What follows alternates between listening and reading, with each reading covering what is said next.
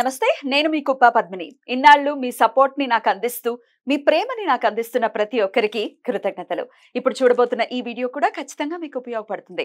Like, share and subscribe చేసి మీ ఇష్టాన్ని అలాగే మీ సపోర్ట్ ని నాకు అందించండి. అలాగే ఈ వీడియో పట్ల మీ అభిప్రాయాన్ని కమెంట్ సెక్షన్ లో కమెంట్ చేసి నాకు తెలియజేయండి. నమస్తే, వెల్కమ్ టు అవర్ ఛానల్. నేను కుప్ప పద్మిని. ప్రస్తుతంతో పాటు ప్రముఖ ఆధ్యాత్మికవేత్త, వాస్తు జ్యోతిష పండితులు, లలిత ఉపాసకులు, వాస్తు జ్యోతిష శిక్షణ నిపుణులు బ్రహ్మశ్రీ నానాజీ పట్నాయక్ గారు మనతో పాటు ఉన్నారు. మాట్లాడతారు సార్. నమస్తే సార్. శ్రీమాత్రే నమః. సార్, రేపు అత్యంత శక్తివంతమైనటువంటి ద్విజప్రియ సంకష్టహర చతుర్థి రాబోతోంది. చాలా సంకష్టహర చతుర్థుల గురించి మాట్లాడుకున్నా. నేను వెయిట్ చేస్తున్నా ఎప్పుడప్పుడు బుధవారం సంకష్టహర చతుర్థి వస్తుందా అని. రేపు రానే వస్తోంది. అందున హస్త నక్షత్రం వినాయకుడి నక్షత్రంగా కూడా చెప్తూ ఉంటారు. సూర్యోదయానికి ఆ నక్షత్రం ఉంది. సో ఇంత అంటే కాంబినేషన్స్ చాలా బ్యూటిఫుల్ గా రాబోతున్నాయి. కాబట్టి రేపటి సంకష్టహర చతుర్థి ఎట్లాంటి బాధల నుంచి బయటపడటం కోసం ఆచరించవచ్చు, అసలు రేపే మొదలు పెట్టచ్చా ఇత్యాది ప్రశ్నలకి మీ సమాధానం. ప్రతిసారి సంకటహస్త చతుర్థి వచ్చినప్పుడు ఉండేటువంటి ఫలితానికి రేపు వచ్చేటువంటి ఫలితానికి చాలా తేడా ఉంటుంది. ఎందుకు అంటే మనకి శాస్త్రాల్లో చూడండి, ఎవరికైనా ఆటంకము జరుగుతుంది అంటే ఎవరిని ఆరాధిస్తాం? గణపతిని ఆరాధిస్తాం.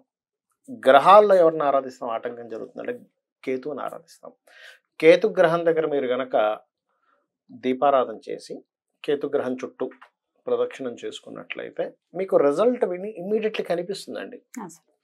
అంటే కేతుని ప్రసన్నం చేసుకున్నాము. ఎందుకంటే కేతువుని ఎందుకు ప్రసన్నం చేసుకోవాలి అంటే జ్యోతిష్ శాస్త్రంలో చెప్పినటువంటి ఒక సిస్టమ్ ఏమిటి అంటే, ఇప్పుడు మీకు చూడండి, మన బాడీలో పలానా వైటమిన్స్ వల్ల పలానా ఎనర్జీ వస్తుందని ఉంటుంది కదా, సిస్టమ్ అనేది ఒకటి ఉంటుంది కదా, అవునా? పలానా వైటమిన్స్ పలానా ఎనర్జీని ఎలా ఇస్తుందో పలానా గ్రహము పలానా సంబంధించినటువంటి విషయానికి మీకు తోడ్పడుతుంది. నాకు ప్రమోషన్ రావట్లేదు, గౌరవం ఉండట్లేదు, సన్ ఎక్కడో వీక్గా ఉన్నాడు, సన్ అనుగ్రహం మీకు రావట్లేదు. సన్ ఏమి మిమ్మల్ని శత్రువుగా చూస్తూ ఆయన ఏదో మీతో ఇబ్బంది పెట్టడం కాదు, ఆయన ఇబ్బంది పెట్టడం కాదు, అది డల్గా ఉంది. అంటే చిన్న ఇంకా క్లియర్ ఎగ్జాంపుల్ చెప్పాలంటే, ఇప్పుడు పవర్ రావడం తక్కువగా వస్తుంది అనుకోండి, ఫ్యాన్ స్లోగా తిరుగుతుంది. అంతేగాని పవర్ ఏదో మీ మీద కక్ష కట్టి స్లోగా లేదు. అక్కడ మీకు ఆ రోజు పలానా సమయంలో పవర్ ఫ్లక్చువేషన్ అయ్యి రావాల్సిన దాంట్లో రాకుండా వోల్టేజ్ తక్కువగా వస్తుంది. వోల్టేజ్ తక్కువగా ఉండడం వల్ల వెలగాల్సినంత బల్బు వెలగట్లేదు, ఇవ్వాల్సినంత గాలి ఫ్యాన్ ఇవ్వట్లేదు. దిక్కుమాలిన కక్ష కట్టావా, పవర్ నువ్వు నా మీద కక్ష కట్టావా అంటే ఎట్లా? బుద్ధిలేని ధనం అవుద్ది. అట్లాగే ఇవన్నీ ఎలా వస్తాయి అంటే పూర్వజన్మల్లో మనం చేసుకున్నటువంటి కర్మ ఆధారంగా వస్తాయని చెప్తుంది శాస్త్రం. అంటే ఏమిటి? నువ్వు కేతువుకు సంబంధించిన కర్మ కొంతే చేసుకున్నావు, అందుకని ఆ ఎనర్జీ కొంతే వస్తుంది. రవికి సంబంధించింది కొంతే చేసుకున్నావు. అయితే ఇవన్నీ వీరికి అధిష్టాన దేవతలు అంటారు. కేతు గ్రహానికి అధిష్టాన దేవత ఇస్ గణపతి. సూర్యుడికి సూర్యుడు, ఆయన నారాయణుడు ఎలా అంటారో, చంద్రుడికి గౌరీదేవి ఎలా అంటారో, కుజుడికి స్కందుడు ఎలా అంటారో, ఇలా ఒక్కొక్క దానికి ఎలా ఉంటుందో అట్ ది సేమ్ టైం దీనికి గణపతి. పాస్ట్ లైఫ్లో ఏవో కొన్ని కర్మల వల్ల ప్రతి ఇది ఆటంకం అవుతూ ఉంది. ఇప్పుడు వీళ్ళ అధిష్టాన దేవతను మనం పట్టుకుంటున్నాం. కేతువు యొక్క అధిష్టాన దేవతను ఎప్పుడైతే పట్టుకుంటామో ఈ ఆటంకాలు తరుగుతాయి. అయితే ఇప్పుడుండే ప్రత్యేకత ఎందుకు అన్నాను అంటే, రేపు వచ్చేటువంటి సంకటహార చతుర్థికి చంద్రుడు కేతువుతో కలిసి ఉంటాడు. అది కూడా బుధరాశుల్లో ఉండడం మరింత ప్రత్యేకత. బుధరాశుల్లో అందులో మరలా మిథున, కన్యా రెండు బుధరాశులు. కన్యలో ఉండడం మరింత ప్రత్యేకత. ఎందుకంటే కన్యారాశి అనేటువంటిది ఏదైతే ఉందో ఇది natural 6th house. Natural 6th హౌస్లో ఏముంటుంది అంటే పూర్వజన్మ కర్మ దాగి ఉంటుంది అక్కడ. అంటే నీ మనసుని గనక, చంద్రుడి మనసుని గనక కేతువుకి అధిష్టాన దేవత అయినటువంటి గణపతి దగ్గర పెట్టినట్లయితే, నీ బుద్ధిని మనసుని అక్కడ పెట్టినట్లయితే, నువ్వు ఎక్కడ లైఫ్లో రాంగ్ చేస్తున్నావు అంటే, ఒక వర్క్ అవ్వాలంటే ఎక్కడో మిస్టేక్ జరుగుతూ ఉంటుంది. ఒక బిజినెస్ చేసేటప్పుడు కావచ్చు, లేకపోతే జాబ్లో ఎదగలేని విషయం కావచ్చు, ఇవన్నీ కూడా నువ్వు తప్పు చేస్తున్నావు అనేటువంటి చాలా స్పష్టంగా గణపతి మనకు తెలిసేలా చేస్తాడట. ద్విజప్రియ అని మీరు ఒక వర్డ్ వాడారు. ద్విజ అంటే దీనికి రెండు రకాల అర్థాలు ఉంటాయి. ఒకటి ద్విజులు అంటే 2 జన్మలు ఉన్నవారు. 2 జన్మలు ఎవరికి ఉంటాయండి? అంటే ఒకటి పక్షులకు ఉంటుంది, ఒకటి జన్యం ధరించేటువంటి వారికి ఉంటుంది. ఎందుకంటే జన్యము ఉపనయనానికి ముందు ఒక జన్మ, ఉపనయనం నుంచి ఒక జన్మ. ఎవరికైనా చూడండి, వాళ్ళు జన్మించినప్పుడు ఉన్నటువంటి గ్రహస్థితులు సరిగా లేవు, అప్పుడు పుట్టిన సమయానికి లగ్నం నుంచి గ్రహాలు సరిగా లేవనుకోండి, ఉపనయన ముహూర్తం గనక సరిగ్గా పెట్టినట్లయితే వాళ్ళకి మళ్ళీ ఆ గ్రహస్థితి పనిచేస్తుంది చక్కగా. అవునా? మరి ఏమనుకుంటున్నారు, బ్రహ్మాండంగా పనిచేస్తుంది. ఆ సంస్కారం అయితే ఎంత ఉత్కృష్టమైన సంస్కారం అయితే కదా. అయ్యో బ్రహ్మాండమైన సంస్కారం అది.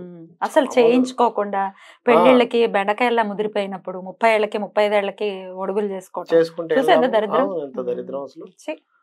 అది చాలా మందికి ఈ విషయం తెలియదు. ఇలా గనక కరెక్ట్ ముహూర్తం పెట్టి గనక చేస్తే అద్భుతం, ఇంకా తిరుగులేదు. ఓకే, అయితే పక్షులకి ఎందుకన్నాము అంటే, పక్షి గుడ్డు పెడుతుంది, మళ్ళీ గుడ్లోంచి మళ్ళీ పిల్లబడుతుంది అంటే 2 జన్మలు దానికి. అంతే కదా.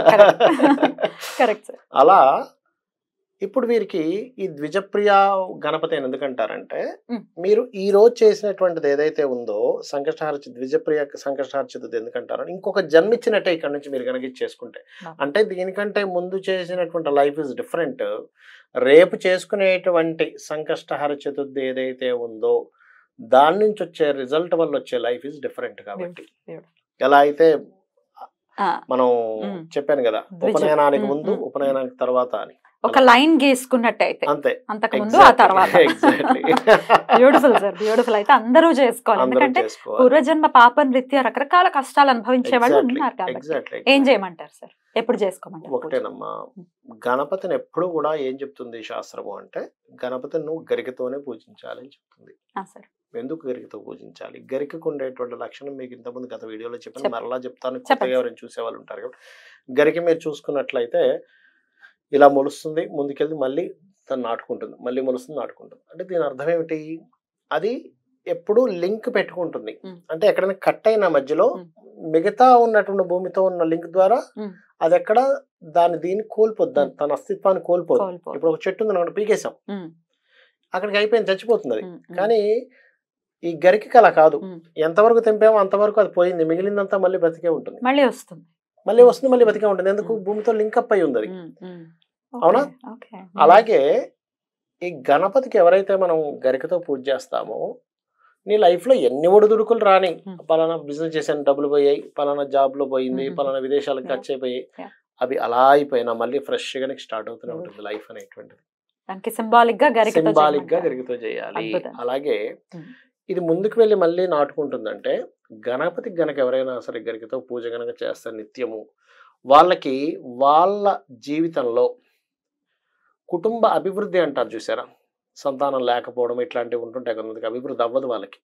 అలా అభివృద్ధి కాకుండా ఆగిపోయినా మరలా ఎక్స్టెన్షన్ అవుతుంది వాళ్ళ లైఫ్ అనేది. అంటే ఏమిటి? సంతానం కలగడము, అంటే వాళ్ళ వంశం అక్కడికి ఆగిపోయింది అంటూ ఉంటాం. వంశ అభివృద్ధిని ఇస్తుందట. ఇది వంశాన్ని పెంచుతుంది, లోపలికి వెళ్తుంది, మళ్ళీ మొలుస్తుంది, మళ్ళీ లోపలికి వెళ్తుంది, అలాగనమాట. వంశాభివృద్ధిని ఇస్తుంది. అందుకని గరికతో పూజ చేయాలి ఖచ్చితంగా.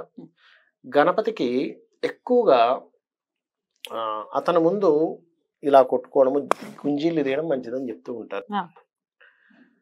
ఎందుకు అంటే దానికి పురాణాల్లో చాలా కథలు ఉన్నాయి. ఒకసారి విష్ణు చక్రాన్ని గణపతి మింగేశారని, అప్పుడు ఆ విష్ణు నా చక్రం ఈ బాబు అని చెప్పని అతని ముందు ఇలా గుంజీలు తీసాడు, ఇలా కొట్టుకున్నాడు, అప్పుడు నవ్వినందుకు బయటకు వచ్చిందని చెప్తూ ఉంటారు కొన్ని కథలు, వాటిలో వృత్తాంతాలు చెప్తూ ఉంటారు.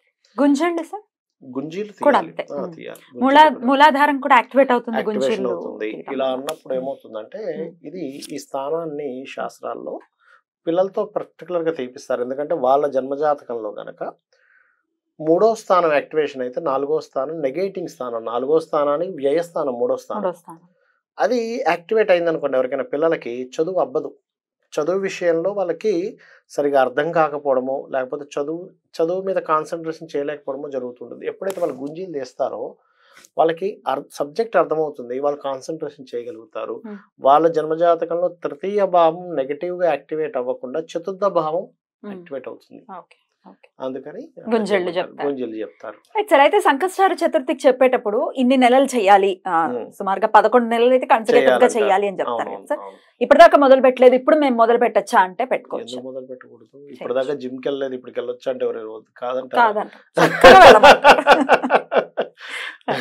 మొదలు వెళ్ళొచ్చు, హ్యాపీగా వెళ్ళొచ్చు. ఉపవాస దీక్ష అవసరమా సార్ దీనికి? ఒకటేనమ్మా, ఉపవాస దీక్ష అన్నిటికీ అవసరం, ఆ. దీనికి దానికని కాదు. ఉమ్. ఎందుకు ఉపవాసము అనేది మనం అర్థం చేసుకోవాల్సింది ఏంటంటే ఏమీ లేదు, బాగా తిన్నాము, ఫుల్గా తిన్నాము, ఉమ్. కాన్సన్ట్రేషన్ చేయడం, నిద్ర వస్తుంది, ఉమ్. నిద్రపోయేటప్పుడు ఏం పూజ చేస్తాం, అందుకని లిమిట్గా. నేను ఉండలేను, లిమిట్గా తిను, ఉమ్. ఉండగలను, ఏమి తినకుండా చెయ్యి, సాయంత్రమే అంతే చేసుకోవాల్సినటువంటి అంతే, పూజ సింపుల్. సాయంత్రం పూజ చేసుకునేది కాబట్టి ఖచ్చితంగా సాయంత్రం. ఇంకా చెప్పాలంటే శాస్త్రాల్లో మిట్ట మధ్యాహ్నం గణపతి పూజ గొప్పదని చెప్తూ ఉంటారు. ఓకే ఓకే మిట్ట మధ్యాహ్నం 12 ఆ చేయాలి, టైంలో 12 టైంలో చేయాలంటే ప్రత్యేకంగా గణపతి. రైట్ సో ఇది అయితే ఈ సంకటహర చతుర్థి ఈవినింగ్ ఈవినింగ్. గొప్పగా చెప్తూ ఉంటారు, చేయొచ్చు. Right sir right sir. దీని విశిష్టత ఏంటి, ఏం ఏం చేసుకోవాలి, చేసుకుంటే వచ్చేటటువంటి ఫలితాల గురించి మాకు చాలా అద్భుతంగా వివరించారు సార్. కృతజ్ఞతలు, నమస్కారం. శ్రీమాత్రే నమః.